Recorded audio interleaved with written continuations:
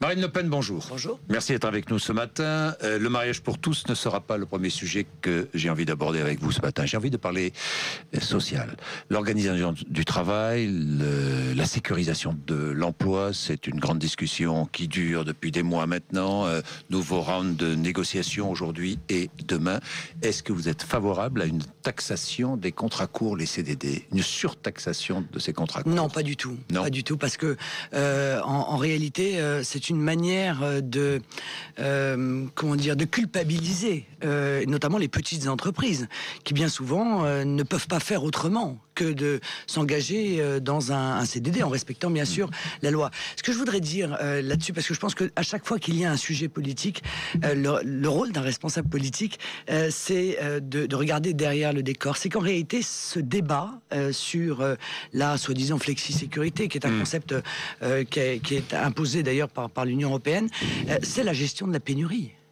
C'est-à-dire que c'est la gestion du chômage. On discute de la manière dont on va gérer le chômage. Bon, il n'y a pas de débat sur comment créer la richesse dans notre pays. Il n'y a pas de débat sur comment protéger l'emploi et qu'est-ce qui est la conséquence. Ce n'est pas ce que disent les syndicats patronaux et les syndicats de salariés. Monsieur Bourdin, comment ne pas détruire l'emploi en France? Qu'est-ce qui détruit l'emploi? Moi, j'ai des réponses à cela. Oui, le libre-échange, la concurrence soi-disant libre et non faussée, etc., etc. Non, on se contente de gérer la pénurie. Mais je voudrais quand même revenir... Eh bien, très honnêtement, je pense encore une fois que on est dans...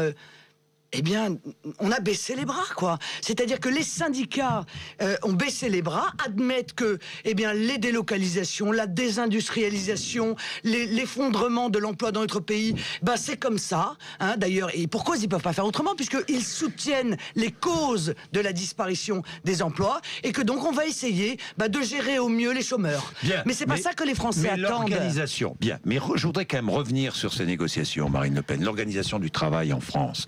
Revoir l'organisation, c'est nécessaire? C'est nécessaire à vos yeux ou pas? Mais je pense qu'il y a toujours... Les rapports entre le patronat et les salariés. Mais bien sûr, bien sûr. Bon, il n'y a qu'un malheur, Monsieur Bourdin. Oui. Il n'y a qu'un malheur.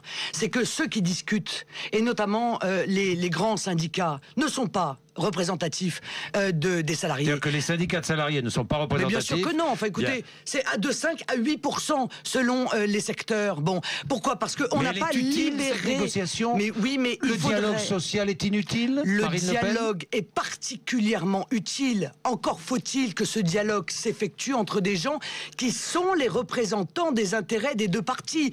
Or, d'un côté, on a le MEDEF, qui n'est le représentant que des grandes entreprises. Mais il y a aussi la CGPME. Oui, heureusement, il y a la CGPME qui est le syndicat de défense des petites entreprises, mais qui bien souvent se fait écraser par le MEDEF. Et de l'autre côté, il y a des syndicats qui ne sont pas représentatifs de l'intérêt des salariés, pour une raison simple, c'est qu'on n'a pas libéré la possibilité de création des syndicats pour que chacun puisse se retrouver dans un syndicat. Donc, et c'est ça le problème, c'est pour ça que ça ne marche pas. Je reviens sur cette négociation. Vous dites non à la surtaxation des contrats précaires. Bien. Est-ce que vous êtes d'accord avec le patronat qui demande plus de flexibilité? Ça veut dire quoi? Ça veut dire la possibilité à une entreprise de décider de réduire les salaires ou de réduire le temps de travail lorsque le carnet de commandes est moins plein. Monsieur Bourdin, il faut faire une différence entre les grandes entreprises et les petites entreprises.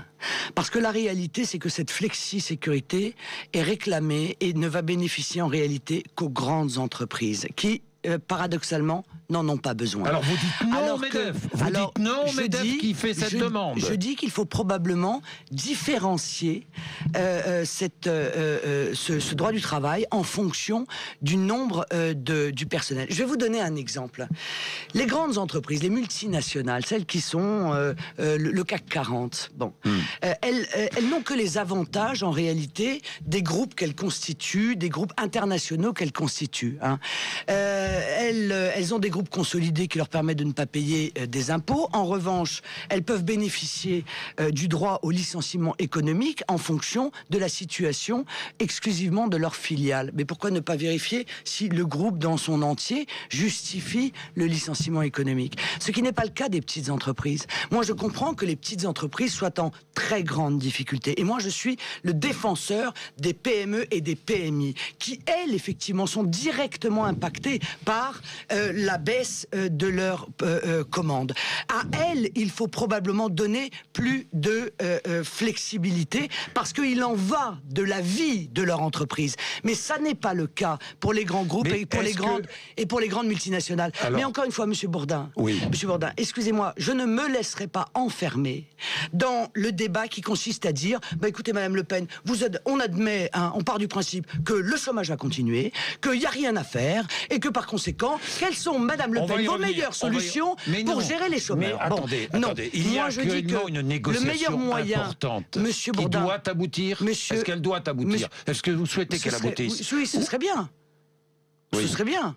Ce serait mieux. C'est mieux quand c'est la négociation qui permet d'aboutir plutôt que la force de la loi. Trois questions précises encore. Mais excusez-moi, Monsieur Bourdin, mais bon, encore une fois, le meilleur moyen d'assurer la sécurité des salariés, c'est de permettre le plein emploi dans notre pays. Tout le monde Parce que pourrait le dire. chômage, pardon. Meilleur moyen d'assurer la sécurité, il y a qu'un malheur, c'est que personne n'a d'assurer le plein emploi. Il y a qu'un malheur, c'est que personne n'a les solutions. Voilà. Moi, j'ai les solutions.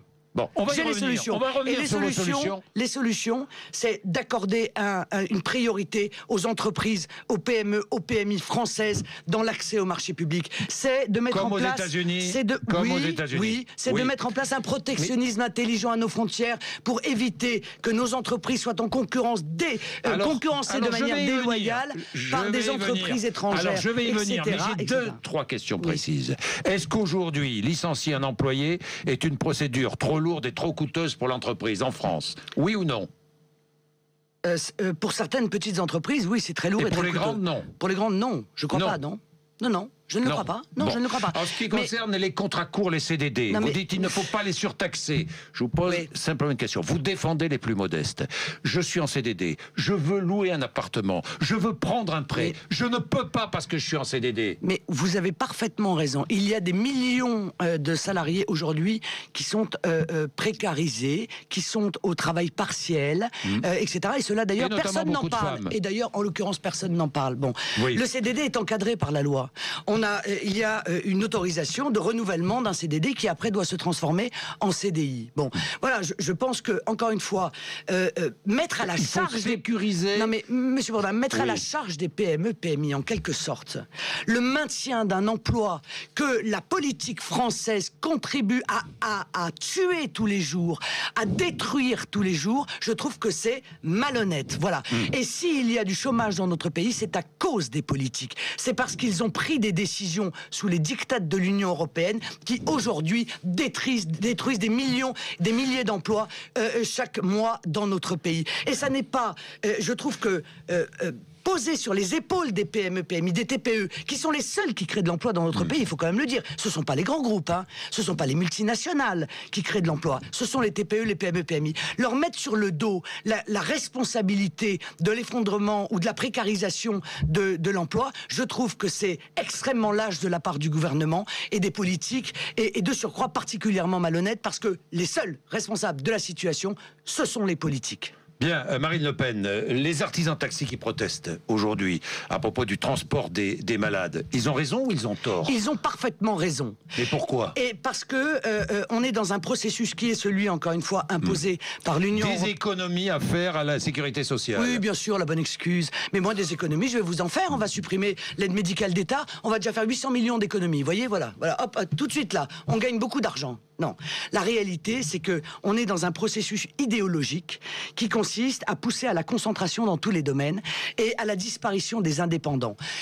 L'Union européenne n'aime pas les indépendants parce que les indépendants sont des hommes libres. Voilà. Donc les artisans, c'est pas l'Union européenne qui a décidé. Mais bien sûr que oui, Monsieur Bourdin. Pourquoi? Le petit commerce est libre, est indépendant. Les artisans taxis sont libres, sont indépendants. Ça, on n'aime pas tout en haut à Bruxelles. Ce qu'on veut, c'est les grandes entreprises avec lesquelles on est directement en négociation. Et puis puis comme ça, on s'arrange entre soi. Et le but de cette loi qui touche les taxis aujourd'hui, et ils ont raison de s'opposer, bon, eh bien, c'est de permettre à des grandes sociétés, par l'intermédiaire de marché, hein, de pouvoir prendre l'emploi. Les agences régionales de santé. Exactement. Alors qu'est-ce qu'ils vont faire, Monsieur Bourdin? Eh bien, écoutez, ils vont faire comme la grande distribution. C'est-à-dire qu'ils vont casser les prix, par conséquent ils vont tuer les indépendants, et lorsqu'ils auront quasiment constitué un monopole, eh bien ils auront une clientèle captive et ils remonteront les prix. C'est ce qu'a fait la grande distribution. Mais et il n'y a pas d'abus à vos yeux. Mais Monsieur Bourdin, c'est ainsi qu'on s'aperçoit aujourd'hui que la grande distribution qui a tué le petit commerce dans notre pays, eh bien le panier de la ménagère a augmenté en 2011 de 4,4%, et que la plus grosse augmentation vient de l'augmentation des prix des produits de la grande distribution. Je voudrais revenir sur un autre sujet maintenant, Marine Le Pen. Le crédit d'impôt compétitivité emploi. 20 milliards d'euros d'argent public distribué aux entreprises. Est-ce qu'il faut exiger une contrepartie? Oui, mais c'est le bon taux, si vous voulez. Ouais. Mais est-ce qu'il... Oui, mais parce que on a augmenté de 20 milliards les impôts des entreprises, et puis là maintenant on leur fait un crédit des impôts qu'on a augmentés il y a 6 mois. Enfin, vous voyez bien que le gouvernement là est dans l'enfumage total. Bon, quoi qu'il en soit, est-ce qu'il faut exiger des contreparties? Je ne sais pas, moi. Par exemple, ne pas donner de crédit d'impôt aux entreprises qui délocalisent. Mais Monsieur Bourdin, j'ai été une des premières au Conseil régional d'Île-de-France il y a déjà de nombreuses années à réclamer que les sommes publiques, l'argent public qui était versé aux entreprises, la contrepartie soit que si jamais elles délocalisent ou si jamais dans un certain délai elles licenciaient, elles devaient rembourser. Donc il faut une contrepartie. Non, mais il faut une contrepartie, mais ce qu'il faut surtout, c'est que ça bénéficie, ce crédit d'impôt, aux entreprises aux services non délocalisables, parce que là tout le monde en bénéficie, y compris les entreprises, les services non délocalisables. Or, si c'est vraiment pour empêcher les délocalisations, il faut que ce soit à destination des entreprises qui risquent de délocaliser. Or, là, tout le monde va en bénéficier, c'est-à-dire en réalité, parce que quand c'est comme ça, c'est toujours pareil, c'est comme le crédit impôt recherche, les grandes boîtes vont en bénéficier et il n'y aura aucune influence sur la préservation de l'emploi. Le mariage pour tous, Marine Le Pen, vous n'irez pas manifester dimanche, vous confirmez, hein? Oui, bien sûr. Bon, vous êtes contre le mariage pour tous? Oui. Totalement contre? Oui, oui. Et vous n'irez pas manifester? Non, je n'irai pas manifester. Pourquoi? Par calcul politique? Ah non, pourquoi? Pas du tout. Pour ne pas vous mêler à l'UMP? Ah non, mais Monsieur Bourdin, si j'avais fait un calcul politique, je serais, à la limite, je serais allé manifester. Et pourquoi? Bon, et je ne fais... Au contraire, je trouve que ma décision est courageuse. Et je le fais parce que je pense qu'un responsable politique a... une grande responsabilité. Et sa première grande responsabilité, sa première grande droiture, c'est d'expliquer à son peuple quels sont les pièges qui peuvent lui être tendus. Qu'est-ce qu'il y a, encore une fois, comme je vous disais tout à l'heure, derrière le décor. Or, à l'évidence, dans la situation dramatique qui est celle de notre pays, chacun admet que le mariage homosexuel n'était pas l'urgence, tout de même. Et je crois même d'ailleurs que les électeurs de gauche attendent plus du gouvernement de gauche qu'il apporte des réponses aux problèmes du chômage, de l'effondrement du pouvoir d'achat, de l'insécurité, plutôt qu'il se focalise sur le mariage homosexuel. C'est donc une manœuvre. Ça s'appelle politiquement une manœuvre. Mais ça s'appelle une mesure. Vous êtes en stratégie politique, non, Marine Le Pen. Ça s'appelle une mesure de diversion. C'est Gilbert Collard lui-même qui dit c'est de la stratégie politique que de ne pas aller manifester. Non mais d'accord, mais moi en l'occurrence Gilbert dit ce qu'il veut, mais ça n'est pas mon sentiment. Mon sentiment, c'est qu'il s'agit là d'une diversion de la part du gouvernement, et qui est d'ailleurs très content que la manifestation soit importante. Comme ça, Monsieur Hollande va apparaître comme l'homme ferme qu'il n'arrive pas à être, hein, et puis comme un homme de gauche, ce qui fera oublier sa politique ultralibérale. Quant à l'UMP, ils sont tellement mal qu'ils sont assez contents aussi que d'apparaître comme l'opposition. Venez marcher, écraser du pied gauche, pillon, ça porte bonheur. Arrêtez. Mais quoi, pas non, mais moi je suis pas là pour commenter des commentaires, voilà. parler de politique. Non, mais attendez, et répondre et apporter des c'est pas réponses. moi qui l'ai fait. Et C'est apporter des quelqu'un du réponses. Front National. Bon. Moi, qui est un de vos députés. Moi, je vous dis, Monsieur Bourdin. Est-ce que vous condamnez ces propos? Mais, oh, écoutez, Parenthèse. ça suffit, j'en ai marre des exercices de repentance Mais c'est pas permanents de la repentance. et d'accusation. Mais c'est pas de Monsieur l'accusation. Gilbert Collard Est-ce est que assez c'est moi grand. qui ai prononcé ces Monsieur paroles? Gilbert Collard est Oui. assez libre et assez grand pour assumer ses propos. Voilà. Et moi, je ne suis pas les là regrettez, pour ces condamner propos? les uns et les autres. Je ne Vous suis pas êtes directrice présidente- d'école. vous êtes présidente du Front Je ne suis pas National. directrice d'école. Marine Je Le suis Pen. chef de parti vous politique. Vous êtes présidente Voilà. du Front Et National. j'espère. C'est l'un de vos et deux j'espère, députés. Monsieur Est-ce Bourdin, que quand il dit venez marcher écrasé du pied gauche, payons, ça porte bonheur, vous condamnez, oui ou non? Je vous pose on va la parler de question. politique ou on va continuer comme ça? Vous allez m'interroger si sur vous me quoi? répondez, Les vacances de la Madame parenthèse, Filippetti, si, non. la dernière paire de chaussures Non. de Madame Bachelot. Pardon. Si vous refermez la parenthèse, nous continuerons, Marine Le Pen. C'est très simple. Ça veut dire quoi? Ça vous a choqué ou pas, ces propos? Non, ça me choque pas. Bon, très bien. Ça vous va? Vous assumez, ça vous choque pas. Voilà, Alors ça on me choque continue. pas. Voilà. Très bien, ben voilà, très bien. Moi, Vous je suis avez- pas copé. Vous avez une réponse. Voilà, je ben suis pas très bien. copé. Ben non, mais vous très aurez beau bien. me demander Ça de vous me choque mettre à pas, plat très ventre, bien. Monsieur Mais Bourdin. non. Je ne le ferai Bon, jamais. alors, on Voilà. termine Au moins, avec les choses sont claires. le mariage Bah homosexuel. non, on termine pas. On n'a même pas pu parler de politique. On n'a même pas pu parler de Pardon? politique. Non, De là, quelle on parle pas de politique? politique. Je suis en train. Vous m'avez coupé. Le social, vous m'avez c'est pas la coupé, politique. Monsieur Bourdin. Vous m'avez coupé dans mon explication. Ça veut dire que les gens qui sont en train de nous écouter Oui. n'ont pas compris. Votre Pourquoi je ne position. voulais... Ben oui, parce que vous, ce qui vous intéresse, c'est la dernière déclaration Non. de Monsieur Gilbert Ce qui Collard. m'intéresse, c'est que Je vous êtes crois pas, contre le honnêtement, mariage pour tous je et ne que vous crois n'allez pas manifester. Alors oui, mais vous m'avez pas écouté. Stratégie politique. Mais vous ne Gilbert m'avez pas, Collard. mais vous ne m'avez pas Pardon. écouté, Monsieur Oui. Bourdin. Oui. Vous n'êtes pas là pour entendre mes explications. Vous êtes là pour tenter assez maladroitement de me mettre en Non. difficulté. Est-ce Ce que vous n'arriverez pas à faire. Mais je ne Alors, veux pas vous je mettre en dis, difficulté, je veux des réponses, les Marine Le Français Pen. sont bien Il y a conscients. que ça qui m'intéresse. Oui, mais pour avoir des réponses, Alors, Monsieur allez-y, Bourdin, mais allez-y. il faut se taire Les quelques Français secondes sont pour bien les écouter. conscients de quoi? Voilà, il faut se taire. Ils sont bien conscients. Quelques secondes pour les écouter. Alors allez-y, mais allez-y. Ils sont bien conscients de quoi? Les Français. Stop. Allez-y. Ok. Je vous Je écoute. peux y aller sans que vous me coupiez? Mais je vous Non, écoute. parce que ça devient insupportable. Je vous le dis très, allez-y. très gentiment, mais ça devient insupportable. Bon. Allez-y. On voit bien que cette opération de diversion du mariage, de ce projet de mariage homosexuel arrange le système. Pourquoi? Parce qu'il recrée artificiellement le clivage gauche-droite. Et il permet à la gauche et à la droite de cacher aux Français ou de tenter de mettre sous le tapis le fait qu'ils ont une proximité idéologique totale sur toutes les grandes options économiques et sociales qui sont la cause du chômage et de l'effondrement de notre système de protection sociale aujourd'hui. Et c'est, moi, ce piège-là, mon rôle, je crois, c'est de le dénoncer. Et en plus, si vous voulez, je suis un peu atterré de voir que la caricature a pris le pas dans le débat. C'est-à-dire que cette manifestation qui est la forme a pris le pas sur le fond. Aujourd'hui, Madame Bachelot vient expliquer que ceux qui participent à la manifestation sont grosso modo tous des homophobes cachés, ce que je trouve scandaleux. Et de l'autre côté, les plus extrémistes de ceux qui participent à cette manifestation expliquent que ceux qui ne veulent pas manifester sont en fait sournoisement pour le mariage homosexuel. Et moi, quand la forme prend le pas sur le fond, eh bien, je me sens l'obligation, comme présidente de mouvement politique, de le dénoncer. Alors, dernier sujet, la Syrie. Il y a un journaliste indépendant qui est venu vous voir, vous interviewer à propos de la Syrie. Cette interview devait être diffusée sur des chaînes libanaises. Ça n'a pas été. C'est une chaîne syrienne qui l'a diffusée, qui est proche du président Assad. Est-ce que vous regrettez... Enfin, faut pas vous regretter. Nous vivons... Alors, j'oublie le mot. Nous vivons l'hiver islamiste, c'est ce que vous avez dit, oui. Hein, Marine Le Pen. Je suis contre l'ingérence étrangère en Syrie. Oui. Toute ingérence étrangère, on est bien d'accord. Oui. D'un côté comme de l'autre. Oui, y compris du Qatar. Y compris du Qatar. Y compris de l'Arabie Saoudite. Ouais. Y compris de C'est-à-dire que ceux... la France et les Occidentaux sont complices des islamistes, à vos yeux?